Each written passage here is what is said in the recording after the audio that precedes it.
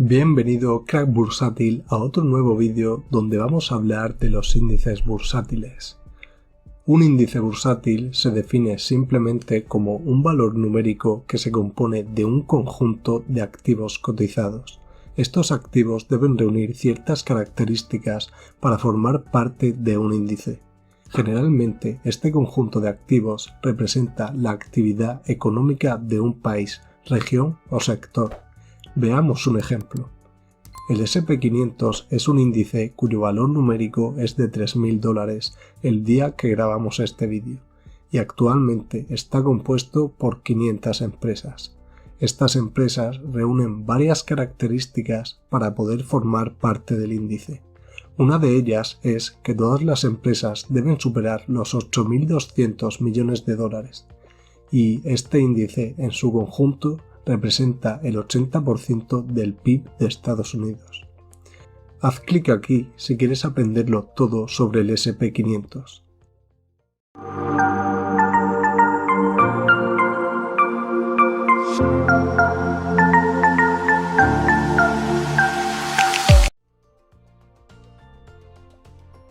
Ahora que sabes lo que es un índice, vamos a ver dos métricas para poder diferenciarlos.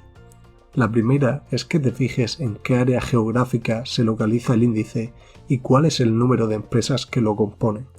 Los índices más destacados de Asia son el SSE Composite Index en Shanghái, China, el Hang Seng en Hong Kong y el Nikkei 225 en Tokio, Japón. Aquí también tienes los más representativos de Europa, el Eurostoxx 500, el IBEX 35 en Madrid, España, el CAC 40 de París, Francia, el DAX 30 en Frankfurt, Alemania, el FTSE 100 en Londres, Gran Bretaña, y los más importantes de América, generalmente de Estados Unidos, el Dow Jones 30, el S&P 500 y el Nasdaq 100, los cuales cotizan en Nueva York. La segunda métrica es entender la ponderación de cada índice para saber en qué empresas hemos invertido más y en cuáles menos. Se puede ponderar, por ejemplo, como el Dow Jones, que toma como referencia el precio de las acciones, donde el precio más alto es el que tiene un peso proporcionalmente mayor y el más bajo el menor. Otra forma es ponderar como el S&P 500 por capitalización bursátil, donde se pondera con un porcentaje mayor a la compañía con mayor market cap y con un peso inferior a la compañía más pequeña, por lo que aquí el precio de las acciones no influye. Y por último tenemos los índices de igual ponderación, donde todas las empresas que lo componen tienen exactamente el mismo peso dentro del índice, como por ejemplo el FT30, que también pertenece al Dow Jones, y donde todas las empresas ponderan por igual. Este estilo de ponderación es uno de los menos utilizados en la actualidad. Pero, ¿dónde nacieron los índices? El índice estadounidense más antiguo existente a día de hoy es el Dow Jones. Su origen se remonta al siglo XIX. La empresa Dow Jones & Company, cofundada por Charles Henry Dow y el periódico Wall Street Journal, crearon juntos este índice en 1896 para medir la actividad económica y financiera de los Estados Unidos.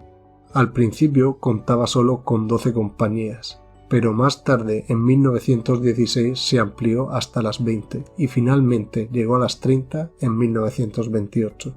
Por lo tanto, es el índice bursátil más antiguo del mundo. La única empresa que permaneció en el índice desde su creación hasta su salida el día 26 de junio de 2018 es General Electric.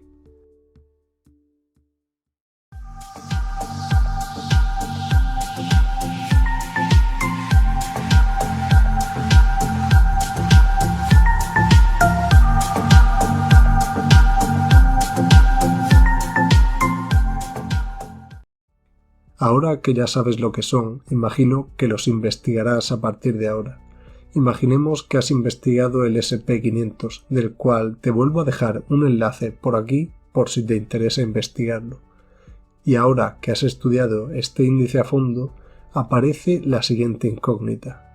¿De qué manera puedo invertir en el S&P 500? La manera más sensata de hacerlo es que te suscribas a este canal ya mismo, le des me gusta y compartas si quieres ser un buen inversor, ya que en el futuro hablaremos de cómo gestionar una cartera ya sea de índices, acciones o mixta. Pero sigamos con el vídeo. Existen dos formas de invertir en un índice bursátil y vas a saber las ventajas y los inconvenientes de cada una de ellas para que elijas la que mejor se adapta a ti. La primera son los ETFs, donde tenemos que destacar al padre de la indexación, John Bogle, el precursor de este tipo de inversión, que en 1976 creó el primer fondo de inversión que replicó un índice bursátil, y desde entonces muchos inversores han podido beneficiarse de la gestión indexada. Un ETF es un fondo de inversión cotizado que replica un índice, es decir, cotiza como si fuese una empresa, pero su funcionamiento es replicar los movimientos del índice. Y la segunda manera son los fondos de inversión indexados, que son entidades de inversión colectivas de inversión pasiva, donde igual que los ETFs se replica un índice. ¿Qué diferencias existen entre estos dos tipos de invertir en índices?